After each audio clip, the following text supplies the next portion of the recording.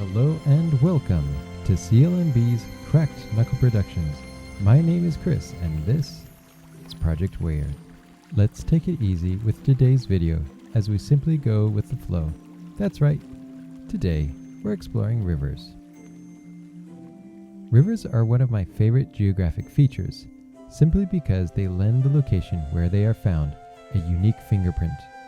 No river is exactly like another, although they may share many characteristics, and aren't simply obstacles to cross, but can provide individuals with the means of easy navigation. And I think that it is this aspect that has long captured the hearts of explorers, adventurers, and dreamers alike, who desire to seek new horizons and adventures beyond. And their depiction in a game should be no different.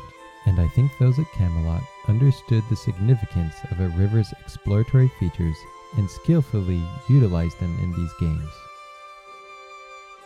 Weyard, and by extension Golden Sun, is filled with an array of rivers.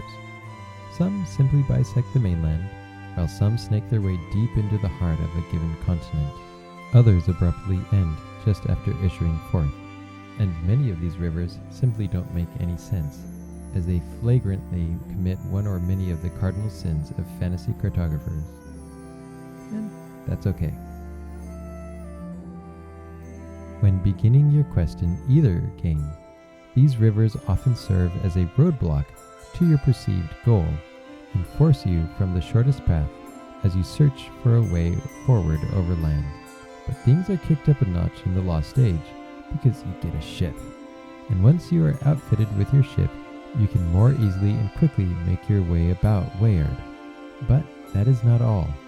There are still a number of rivers that limit your ability to explore. That is, until you get your wings and things really take off. And I really like this mechanic of the game, as it only adds to the storyline's aesthetic, despite the many inaccuracies that it promotes when you compare Weyard to our own world and our laws. In my first video, Explorers of Weyard, I was even asked, are you going to take any liberties with what's presented in the game to achieve a little more realism? What I'm thinking about in particular is the way the rivers don't follow any natural laws. To this, I responded that I was going to try and stay as faithful to the game as possible. There certainly were some liberties taken when working things out, but then again, what are we expecting? The world is flat, so I'm willing to suspend my understanding of reality a bit on this.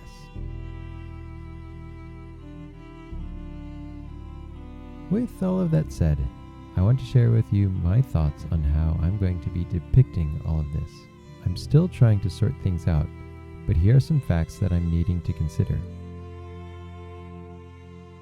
There are two kinds of rivers, but their significance is only shown in the Lost Age, and anyone who's played the Lost Age will know that once you get your ship, you're able to travel upriver from a number of the access points found along the coastlines. But a fair number of the rivers empty into the ocean via waterfall, making them impossible to enter regardless of your ship's capabilities.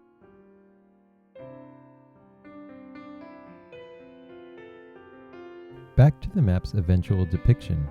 I'm still exploring options to represent these features, and I am exploring the possibility of making two major thematic variations of the map, a topographical map and a satellite-style map. And of the two, because of the rivers, the topographical map is the one that I'm most worried about, as I will need to keep a number of factors in mind, including the ones previously mentioned. That way, I don't end up depicting a river that is flowing upstream.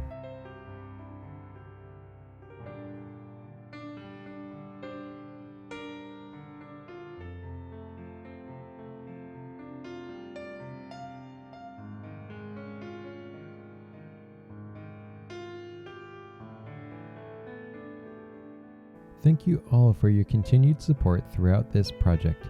If you have any questions, please let me know. I'd love to hear from you.